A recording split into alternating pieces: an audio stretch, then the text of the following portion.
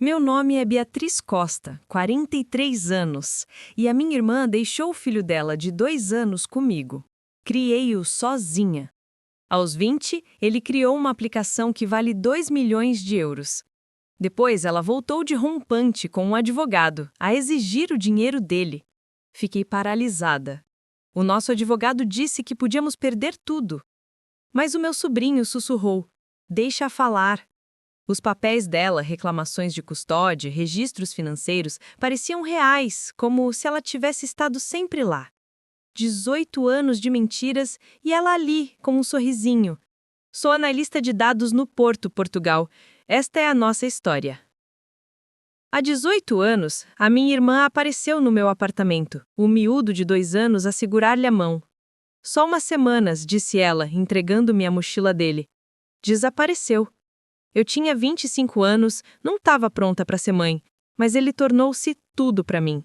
Os médicos diziam que ele nunca falaria. Não o conheciam. Aos 20, a aplicação educativa dele tinha empresas a oferecer 2 milhões de euros. Depois, tocaram a campainha. A minha irmã, agora arranjada, com um advogado a agitar documentos.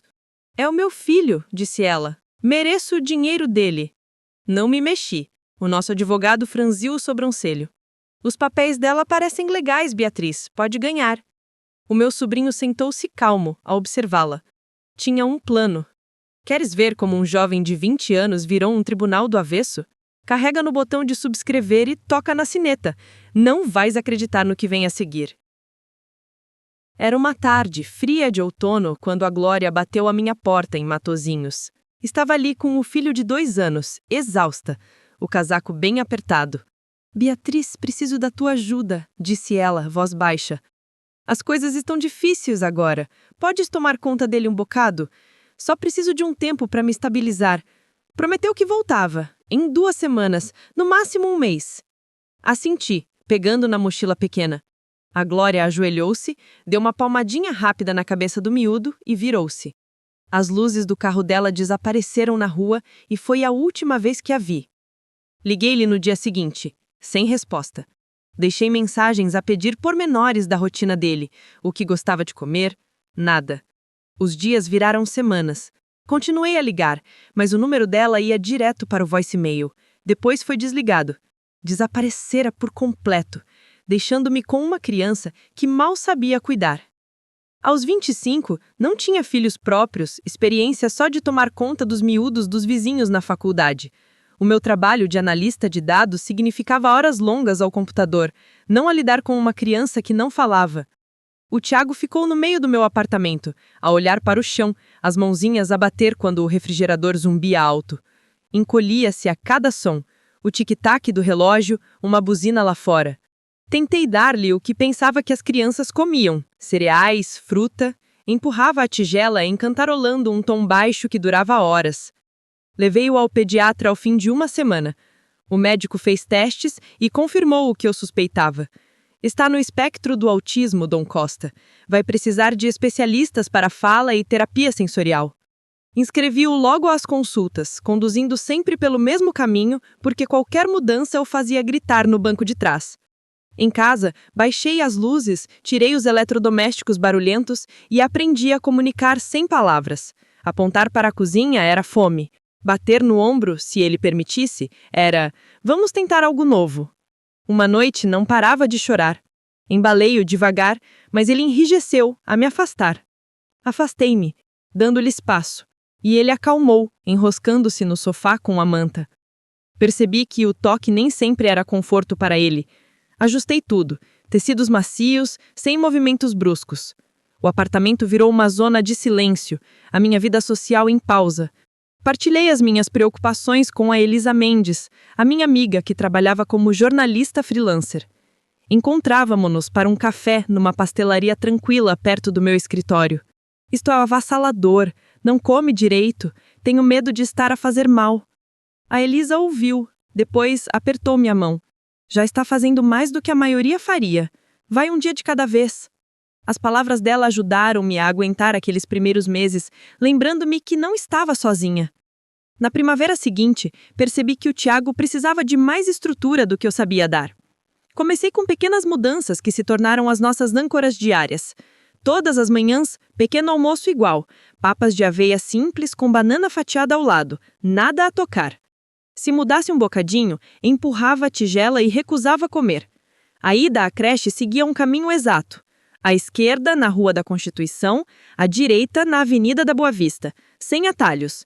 Uma vez tomei um desvio para evitar trânsito e ele chorou o caminho todo, mãos nos ouvidos. Daí em diante, planejei tudo, cronometrando as saídas para combinar com o relógio interno dele. Quando Tiago fez 4, depois 5 anos, o mundo dele expandiu de formas inesperadas. Sentava-se no chão, com folhas de papel, a desenhar filas de números em ordem perfeita. Primeiro parecia aleatório, 2, 4, 8, 16. Mas viu o padrão, potências de 2, a dobrar. Aos 6, arrumava em grids, criando sequências que eu tinha que estudar para entender. Uma tarde, encheu uma página com primos. 2, 3, 5, 7 até 97, tudo sem calculadora. Olhava espantada quando as mãozinhas dele se moviam com precisão, o foco inequibrável. Não era só repetição. Construía sistemas, via ligações que eu perdia. Para acompanhar o progresso, comecei a registrar tudo num caderno. Contas da luz num setor marcado com datas de pagamentos, horários da creche noutro, anotando cada entrega e recolha. Consultas de terapia tinham aba própria com notas do que funcionava. Salas silenciosas ajudavam, brinquedos barulhentos não. Este registro tornou-se a minha tábua de salvação, mostrando o quanto ele tinha avançado desde os dias mudos. Quando a EDP mandou uma conta errada, tirei os registros para contestar, provando que o consumo não mudara. A Glória manteve-se em silêncio todo esse tempo. Sem chamadas, sem cartas, nada. A ausência dela pairava sobre mim como uma sombra, especialmente nos dias difíceis em que o Tiago não saía do quarto. Recorri a Elisa para apoio, encontrando-a na biblioteca municipal onde ela pesquisava histórias. Está ficando mais duro, confidenciei numa visita. É brilhante com números, mas o social sobrecarrega-o. Ela assentiu, tirando livros das prateleiras. Deixa-me ajudar a encontrar recursos. A Elisa pesquisou artigos para estratégias para autismo, enviando links para ferramentas sensoriais e grupos de pais. Os conselhos práticos dela, experimenta mantas pesadas, evita luzes fluorescentes, deram-me ideias novas para casa. Por volta dos 5 anos, o Tiago pegou num quadro de desenho que comprei por impulso. Esboçava ícones simples. Primeiro, um círculo para comida, uma linha para passeio. Logo, combinava-os em mensagens. Círculo mais seta era fome. Agora, era a forma dele de ligar o gap, mostrando lógica em cada traço. Uma noite, desenhou um ponto de interrogação ao lado de uma figura de mulher. Sentei-me ao lado dele, coração apertado. Isso é sobre a tua mãe, disse eu baixinho. Ele apagou, depois redesenhou uma casa com 2 figuras dentro, eu e ele. A mente dele funcionava como um puzzle, encaixando peças onde as palavras falhavam, revelando profundidades que eu apenas começava a entender. Quando Tiago fez 8 anos, dei-lhe um tablet no aniversário. Pegou-lhe de imediato a tocar em jogos simples que instalei. Em semanas, encontrou uma app de programação enterrada nos downloads grátis. Começou a arrastar blocos de código para fazer formas moverem-se no ecrã, criando padrões que lupavam em ritmo perfeito. Aos 9, escrevia scripts curtos, fazendo o texto rolar em filas direitas. Os dedos voavam pelo ecrã e começou a escrever-me mensagens em vez de desenhar. Frases curtas como preciso de água ou escola amanhã. Era um salto dos grelhas de papel e via a mente dele a correr, transformando ideias em comandos. A escola, porém, era uma batalha. Aos 10, os professores queriam movê-lo para uma turma de educação especial, citando a falta de respostas verbais e explosões ocasionais quando sobrecarregado. Encontrei-me com a diretora, uma mulher severa que insistia que era para bem dele. Empurrei para trás, sabendo que o Tiago ultrapassava os colegas em matemática e ciências. Os testes mostravam notas perfeitas em perguntas de padrões, mesmo que não falassem em trabalhos de grupo. Argumentei que precisava de desafio, não isolamento. A escola não cedeu, alegando que os recursos não acomodavam. Frustrada, liguei a Elisa no escritório dela. Querem pô-lo de lado, disse agarrando o telefone. Ela não hesitou. Conheço alguém que pode ajudar. Ligou-me ao Daniel Marques, um advogado especializado em direitos educativos. O Daniel revisou os registros do Tiago e encontrou-se conosco numa pastelaria local. Expôs um plano para pedir acomodações, tempo extra em testes, um espaço quieto para foco. Após semanas de reuniões, a escola concordou em mantê-lo em umas turmas normais com apoio. Mas senti que a luta estava longe de acabar. Uma noite tranquila, quando Tiago tinha 14 anos, sentou-me à mesa da cozinha. Escreveu no tablet, o ecrã a brilhar na luz fraca. "Onde está a minha mãe?", dizia. A garganta apertou-se. Sabia que a pergunta viria, mas ainda doía. Olhei nos olhos firmes dele e escolhi a honestidade. "A Glória não pôde ficar", disse. "Teve os seus problemas, e não sei onde está agora." Ele assentiu uma vez, depois escreveu: "Tu és suficiente." O coração inchou, mas vi o brilho de curiosidade no olhar dele. Não perguntou mais, mas sabia que processava à maneira dele. O tablet do Tiago tornou-se o seu cofre. Digitalizou tudo: horários escolares, notas de terapia, até as minhas contas da luz. Aos 16, construiu um sistema para os organizar, codificando por cores com etiquetas como pago ou pendente. Mostrou-me um dia, tocando por pastas que criara para cada mês. "Isto é melhor", escreveu, apontando para um gráfico do consumo de eletricidade. Olhei atônita. Detectaram um erro de faturamento de 50 euros antes de mim. Liguei à empresa armada com os dados dele e corrigi. A habilidade dele para padrões já não era só números, era ordem, precisão, uma forma de controlar o mundo dele. Via-o crescer, não só em altura, mas em foco.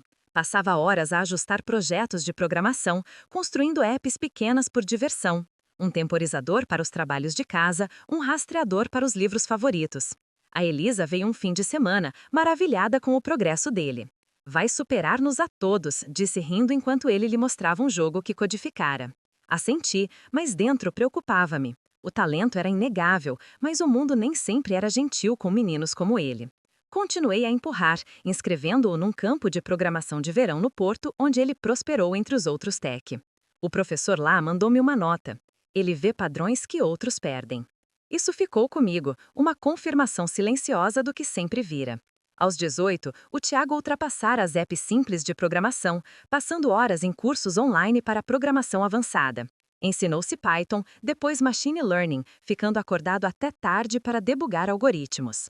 Encontrava-o à mesa da cozinha, olhos fixos no ecrã, linhas de código a rolar enquanto construía ferramentas para organizar dados mais rápido. O foco era intenso, quase de outro mundo, mas parava para me escrever uma mensagem. "Preciso de café." Sorria, deslizando uma chávena, maravilhada com o quanto avançara dos grelhas de números iniciais. Começou a trabalhar numa app para ajudar meninos como ele, no espectro do autismo.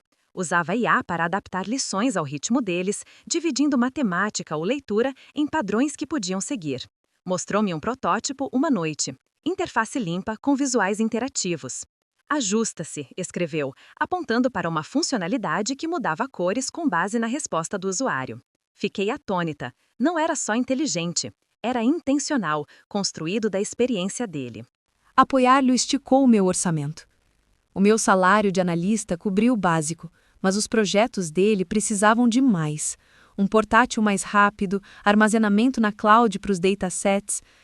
Cortei em sair para comer, saltei férias e comprei-lhe um computador novo no 19º aniversário. Abraçou-o como se fosse ouro, depois meteu-se logo ao trabalho, codificando pela noite dentro.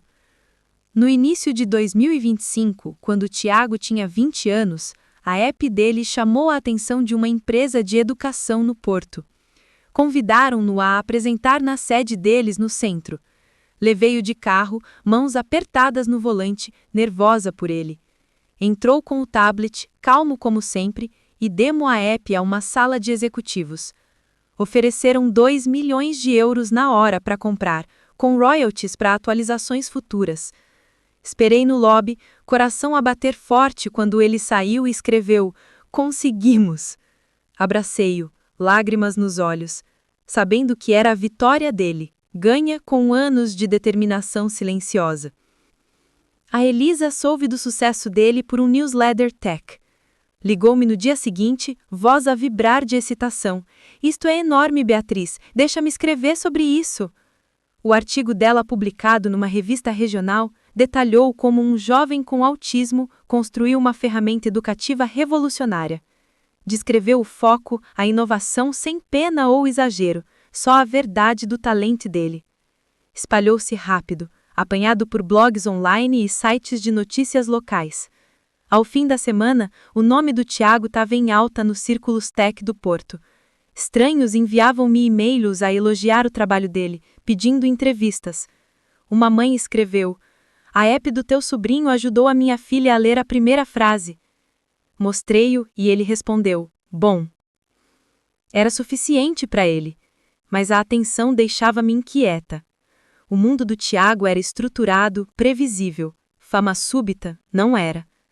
Preocupava-me com a pressão, os olhos nele. Em casa, ele continuava a codificar, imperturbável, mas notava-o a verificar o tablet mais vezes, lendo comentários no artigo da Elisa. "As pessoas falam muito", escreveu uma noite, rosto neutro. Assenti, sem saber como protegê-lo do ruído. Liguei a Elisa para desabafar. "Isto é incrível, mas é muito", disse por cima de um café no spot favorito dela em Matosinhos. Ela inclinou-se, bloco aberto. "Ele é forte, Beatriz. Criaste-o assim, mas mantém o foco no trabalho dele, não na vida pessoal." O próximo artigo dela destacou o impacto da app, evitando nossa história familiar, o que me acalmou. O Tiago, entretanto, continuava a refinar a app mesmo após a venda. Adicionava funcionalidades com base em feedback de usuários, ficando acordado até tarde para testar updates. Encontrava-o a dormir na secretária, tablet ainda a brilhar. A motivação dele não era o dinheiro, era resolver problemas. Guardei cada cêntimo dos ganhos dele numa conta poupança, sabendo que quereria construir mais um dia. Ainda assim, não conseguia sacudir um medo silencioso. Sucesso tão grande atraía atenção, e nem sempre é que queríamos. 2 semanas após o artigo da Elisa, tocaram a campainha numa terça-feira tranquila. Abri a porta e vi a Glória, agora com 40 anos, de blazer elegante, cabelo puxado. Ao lado, um homem de fato com uma pasta de pele. "Beatriz, este é o William Borges, o meu advogado", disse ela, voz calma, mas com um tom de propósito. "Precisamos falar do meu filho." O estômago caiu. Entrou sem esperar convite, o Borges seguiu com um aceno. Fechei a porta, mãos a tremer, enquanto se sentavam à mesa da cozinha. A Glória deslizou uma pasta para mim. "Isso prova que fiz parte da vida dele", disse, batendo nos papéis. Abri, olhos varrendo páginas que pareciam oficiais. Um acordo de coparentalidade, de 2007, recibos de pensão de alimentos, até um registro de supostas visitas, datas, horas, locais. Nada era real. Criara-o sozinha por 18 anos, e ela sabia. "Fizeste bem com o dinheiro dele", acrescentou, sorriso fino. "Mas sou a mãe dele, mereço a minha parte." O Borges inclinou-se, tom medido. "Buscamos custódia e uma porção dos ganhos dele. Estes documentos apoiam o nosso caso." Senti o quarto girar. Os papéis dela pareciam convincentes.